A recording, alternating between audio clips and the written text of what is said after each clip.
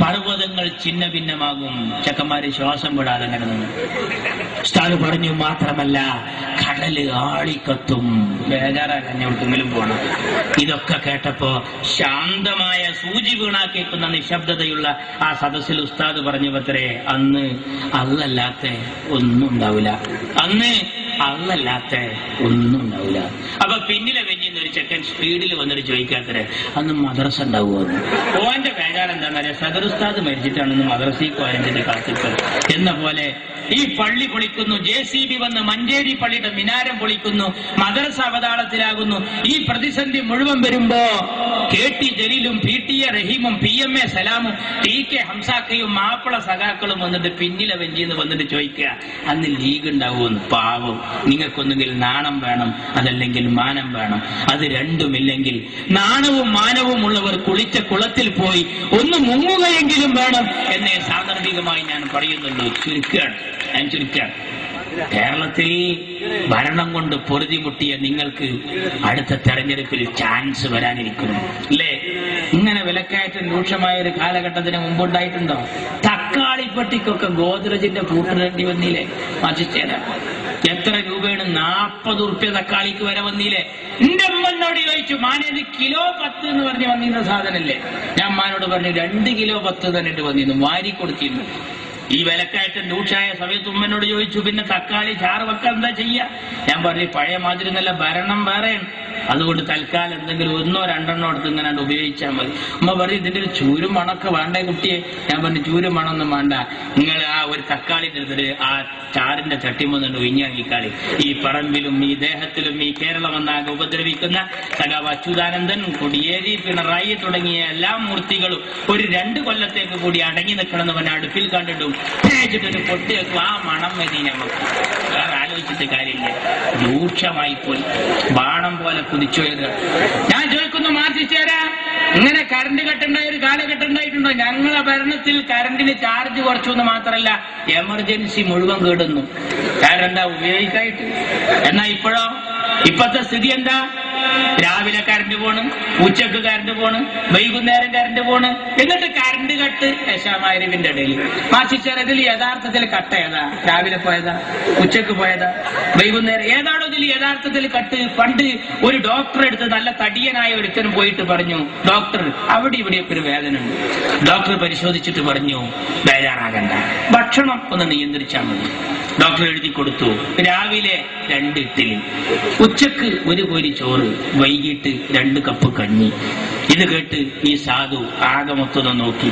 രാവിലെ 2 ഇഡ്ഡലി, ഉച്ചക്ക് 1 കോരി ചോറ്, വൈകിട്ട് 2 കപ്പ് കഞ്ഞി. പുറത്തേക്കിറങ്ങി. തീറ്റപ്രിയനായ ഇയാൾക്ക് സംശയം തന്നില്ല, വാതില് മുട്ടി. ഡോക്ടറുടെ അടുത്തേക്ക് തലട്ടിട്ട് ചോദിച്ചു, ഡോക്ടർ രാവിലെ 2 ഇഡ്ഡലി, ഉച്ചക്ക് 1 കോരി ചോറ്, വൈകിട്ട് 2 കപ്പ് കഞ്ഞി എന്ന് നിങ്ങൾ ഈ പറഞ്ഞത്, ഇത് യഥാർത്ഥത്തിൽ ഭക്ഷണത്തിന്റെ മുമ്പ് അതാ ശേഷം? അതിനുള്ള ഭക്ഷണം മാറ്റിത്തരാ. രാവിലെ കറണ്ട് പോണ്, വൈകുന്നേരം കറണ്ട് പോണ്, എന്താ സ്ഥിതി? ആലോചിക്കണം സുഹൃത്തുക്കളെ, ഇവർക്ക് കഴിയില്ല. മാറ്റിക്കാർ റോഡൊന്ന് നന്നാക്കിക്കൂടെ? എന്റെ മുനീർ സാഹിബ് ആ റോഡ് നന്നാക്കിയപ്പോഴാണ് ഒരു വിദേശി വന്നിട്ട് ചോദിച്ചത്, ആരാണ് ഇവിടുത്തെ പൊതുമരാമത്ത് മന്ത്രി? ആ റൂമിൽ അതാ അനക്സിന്റെ വാതിൽ മുട്ടി. സൂര്യപ്രഭ പോലെ അത്തോളിയിലെ മുത്ത് സിയച്ചിന്റെ പുന്നാരമോൻ മുനീറിന് കടന്നു വന്നു. ആ വിദേശി പറഞ്ഞത് കേക്കണം ലീഗ് വിരോധികൾ ആരെങ്കിലും ഉണ്ടെങ്കിൽ. എന്താ വിദേശി പറഞ്ഞത്? മോനെ മുനീറെ, നിന്റെ മുഖം പോലെ സുന്ദരമാണ് നാഷണൽ ഹൈവേ എന്നാ. മാറ്റിച്ചേരാ മോനെ മുനീറെ, എന്റെ മുഖം പോലെ സുന്ദരമാണ് നാഷണൽ ഹൈവേ എന്നാ. സഖാവേ, മുനീർ സുന്ദരനാ, ഓ വല്ലാത്തൊരു സംഭവമാണ്. അതേമാതിരി ഒന്ന് എന്റെ കൂട്ടത്തിലുണ്ടെങ്കിൽ എത്ര നന്നായിരുന്നു. ഇപ്പൊ ഈ മാറ്റിച്ചേരോട് ചോദിച്ചു നോക്കാണ്, എന്താ സഖാവേ റോഡ് നേരാക്കാത്തത്? മഴല്ലേ മഴ. അപ്പൊ സഖാവേ എപ്പോഴും കറണ്ട് കട്ടാണല്ലോ, മഴ വേണ്ടേ മഴ. ഏതാ വിശ്വസിക്കുക മക്കളെ? ഒന്ന് ആലോചിച്ച് നോക്കൂ. ഇങ്ങനത്തെ ഒരു ഭരണം കേരളത്തിൽ ഇതിന് മുമ്പ് വന്നിട്ടുണ്ടോ? ഏതെങ്കിലും രംഗത്ത് മെച്ചെന്ന് പറയാണ്ടോ? ഞാൻ ചുരുക്കുന്നു സുഹൃത്തുക്കൾ, ഒരൊറ്റ കാര്യം പറയാം. സ്കൂളുകളെ മുഴുവൻ ചൂതാട്ട കേന്ദ്രമാക്കിയില്ലേ ഇവര്? ബുക്കില്ലാതെ പഠിക്കുന്നൊരവസ്ഥ വന്നില്ലേ? പരീക്ഷക്ക് പോണ മക്കൾ ചോദിച്ചു, ഞങ്ങൾ ഇതുവരെ ബുക്ക് കണ്ടിട്ടില്ല, പരീക്ഷ എഴുതണം, എന്താ എഴുതുക? ഞാൻ പറഞ്ഞു, ധൈര്യമായിട്ട് പോയിക്കോളി, പെന്നിൽ മഷി ഉണ്ടോ, നമ്പർ ഇടുക, 1 2 3 4. ബുക്ക് വന്നിട്ടില്ല, വരൂല്ല, കിട്ടിയിട്ടില്ല, കിട്ടാൻ സാധ്യതയില്ല. ഇത്ര റാഹത്തിലൊരു പരീക്ഷ അടുത്തൊന്നും വരില്ല, ഞങ്ങൾ ധൈര്യമായിട്ട് പോയിക്കോളി. എന്താ സ്ഥിതി അറിയങ്ങള്? ഏത് ഓഫീസിൽ ചെന്നാലും ലോട്ടറി ടിക്കറ്റാണ്. പഞ്ചായത്ത് മെമ്പർ എന്ന നിലയിൽ കുറ്റിപ്പുറത്ത് ഞാൻ ഈ തെങ്ങ് തടം തുറക്കുന്നതിനും വളത്തിനൊക്കെ എന്റെ നാട്ടുകാർക്ക് എഴുതി കൊടുത്തു. ഇത് പാസ്സായി കൃഷി ഓഫീസിൽ നിന്ന് വളം വാങ്ങാനും കാശ് വാങ്ങാനും സബ്സിഡി വാങ്ങാനും ഈ തള്ളാനൊക്കെ പോയി. അപ്പൊ ഈ സാധുക്കൾക്കും കൊടുത്തു. ഇതൊന്ന് ഒരു തള്ള നല്ല സന്തോഷത്തിൽ ഇന്നെ വന്നിട്ട് ടൗണിൽ വന്നിട്ട് പറഞ്ഞു, പൊന്നാരമാൻ എന്നെ റബ്ബ് നേരാക്കട്ടെ, എന്നൊക്കെ ജയിപ്പിച്ചത് ഒരു കാര്യത്തിൽപ്പെട്ടിന്റെ കുട്ടിയെ ഇത് എവിടുന്നാ മാറുക. തള്ളന്റെ വിചാരം 2000 ഒറ്റോട്ടാച്ചിട്ട് പോയ ലോട്ടറി ടിക്കറ്റാണ്. ലോട്ടറി ടിക്കറ്റാണ്. ഒന്ന് ആലോചിച്ച് നോക്കൂ. ഓഫീസിൽ മുഴുവൻ ലോട്ടറി ടിക്കറ്റ്. സ്കൂളിലേക്ക് കൊടുത്തിരിക്കുന്നു സ്പോർട്സ് ലോട്ടറി, സാന്ത്വനം ലോട്ടറി, ലക്ഷം വീട് ലോട്ടറി, മാഷ്മാരെ കയ്യിലൊക്കെ ലോട്ടറി. വരാന്തേ കൂടിയ ഇന്നത്തെ കേരള, ഇന്നത്തെ കേരള, ഇന്നത്തെ കേരള. ഇങ്ങനെ എല്ലാ ലോട്ടറി നഷ്ടത്തിലായപ്പോ സ്കൂളിലേക്ക് കൊടുക്കുക. അങ്ങനെ നഷ്ടം വന്ന ഖാദി ബോർഡ് നഷ്ടത്തിലാന്ന് അറിഞ്ഞപ്പോഴാ മന്ത്രി ഓർഡർ ഇട്ടു. അച്യുതാനന്ദൻ ഉടനെ അതിന് ശരിയിട്ടു. എന്തായിരുന്നു ഓർഡർ? പഞ്ചായത്തിലേക്ക് വന്നു. രക്ഷിതാക്കളെ എതിർപ്പുകൊണ്ടപ്പോ വരാത്തത്. എന്തായിരുന്നു അത്?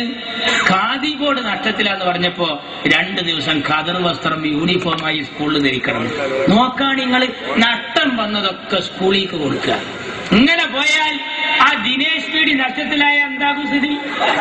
ഹെഡ്മാഷ് പോയി 2 ബണ്ടല് വീടി വാങ്ങിക്കൊണ്ടിരും, സ്കൂളിലാണ്ട് കൊടുക്കും. അങ്ങനെ നമ്മളൊക്കെ സ്കൂളിന്റെ അടുത്ത് പോയി നോക്കിയാൽ കാണാം 7 ബിന്നും 8 സിന്നും 50 എഫ് എന്നൊക്കെ ഒരു പുക ഇങ്ങനെ കൊണ്ട്. എന്താ സംഭവം എന്ന് ചോദിച്ചാൽ, ഈ പീരീഡ് ദിനേശ് പീഡിയ മക്കളെ കുടി പോയിട്ട് 5 വക്തിലും തോരുന്നോളി. Beverage corporation നഷ്ടത്തിലാകാതിരിക്കട്ടെ. അതും കൂടി നഷ്ടത്തിലായ നമ്മളെ മക്കളൊക്കെ കാട്രായി അടിച്ച് വരണ വരവൊന്ന് ആലോചിച്ചോക്കാൻ. ഒരു ഭരണം എന്തിനു പറ്റും? പാടത്തും പറമ്പിലും പാടുപെട്ട് പണിയെടുക്കുന്ന പട്ടിണിപ്പാവങ്ങളെ പലതവണ പലതും പറഞ്ഞ് പറ്റിച്ച പാരമ്പര്യമുള്ള പാർട്ടിയായ ഈ കമ്മ്യൂണിസ്റ്റ് പാർട്ടിയെ ഒരു പാഠം പഠിപ്പിക്കാൻ പാണക്കാട്ട തങ്ങളും പാണ്ടിക്കടവത്ത് കുഞ്ഞാലിക്കുട്ടിയും നയിക്കുന്ന ഈ പടയണിക്കൊപ്പം നിൽക്കുക. അള്ളാഹു അനുഗ്രഹിക്കട്ടെ. അസ്സലാമു അലൈക്കും. ജയ് മുസ്ലിം.